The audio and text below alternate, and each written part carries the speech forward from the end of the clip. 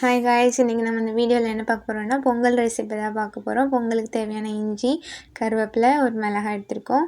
அப்புறமா ஒரு குக்கர் எடுத்துக்கோங்க. குக்கர் சூடானதும் அதில் தேவையான அளவு எண்ணெய் ஊற்றிக்கோங்க. நான் 2 டேபிள் ஸ்பூன்லேருந்து 2 டேபிள் ஸ்பூன் வரைக்கும் எண்ணெய் ஊற்றிக்கிறேன். எண்ணெய் சூடானதும் 1 டேபிள் ஸ்பூன் அளவுக்கு கீ சேர்த்துக்கிறேன். நீங்கள் கீ அவாய்ட் பண்ணனாலும் பண்ணிக்கலாம், ஏன்னா ஹெல்த்துக்கு அவ்வளோ ஒன்றும் கீ நல்லதில்லை. அப்புறமா சூடானதுக்கப்புறம் நம்ம கொஞ்சமாக கடுகு சேர்த்துருக்கோம். கடுகு மேக்ஸிமம் யாரும் சேர்க்க மாட்டாங்க, எங்களுக்கு பிடிக்கும் அப்படிங்கிறதுனால கொஞ்சமாக கடுகு சேர்த்துட்டு 2-3 டேபிள் ஸ்பூன் அளவுக்கு மிளகு சேர்த்துருக்கேன். அப்புறம் 2 டேபிள் ஸ்பூன் ஜீரகம் சேர்த்துருக்கேன். ஜீரகம் சேர்த்து நல்லா பொரிஞ்சதுக்கப்புறமா இஞ்சி திருகி வச்சுருக்கோம், அந்த இஞ்சி எடுத்து இப்போ சேர்த்துக்கிறேன். இஞ்சி நல்லா வதங்கினதுக்கப்புறமா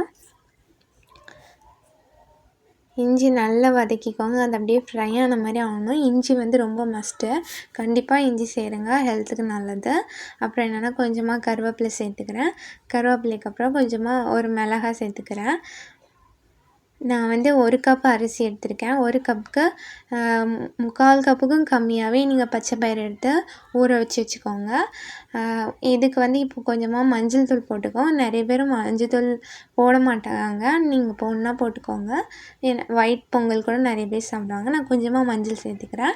இப்போ ஊற வச்சுருக்க அரிசி சேர்த்துக்கிறேன். அரிசி சேர்த்து அந்த எண்ணெயிலே ஒரு 2 மினிட்ஸ் நல்லா பிரட்டி எடுத்துக்கோங்க. அரிசியுமே கொஞ்சம் நமக்கு நல்லா கிடைச்ச மாதிரி இருக்கும். அந்த அரிசி எண்ணெயிலே நல்லா பிரட்டினதுக்கப்புறமா நீங்கள் 1 கப் அரிசிக்கு 4.5 கப் தண்ணி ஊற்றினீங்கன்னா கரெக்டாக இருக்கும். உங்களுக்கு அரிசி கணக்கு தான் நமக்கு தண்ணிக்கு எடுப்போம், அதனால் 1 கப் அரிசிக்கு 4.5 கப் தண்ணி எடுத்துக்கோங்க. இப்போ இந்த டைமில் நம்ம தண்ணி சேர்த்துக்கிறோம். 4.5 கப் தண்ணி எடுத்துருக்கேன். அது சேர்த்ததுக்கப்புறமா உப்பு நம்ம இன்னும் போடல.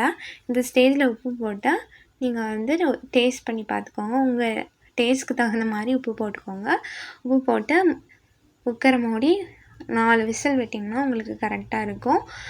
இந்த வீடியோ பிடிச்சிருந்துச்சுன்னா லைக் பண்ணுங்கள், ஷேர் பண்ணுங்கள், சப்ஸ்கிரைப் பண்ணிக்கோங்க. உங்களுக்கு என்ன டவுட்ஸ் இருந்துச்சுன்னா கமெண்ட் பண்ணுங்கள். தேங்க்யூ ஃபார் வாட்சிங்.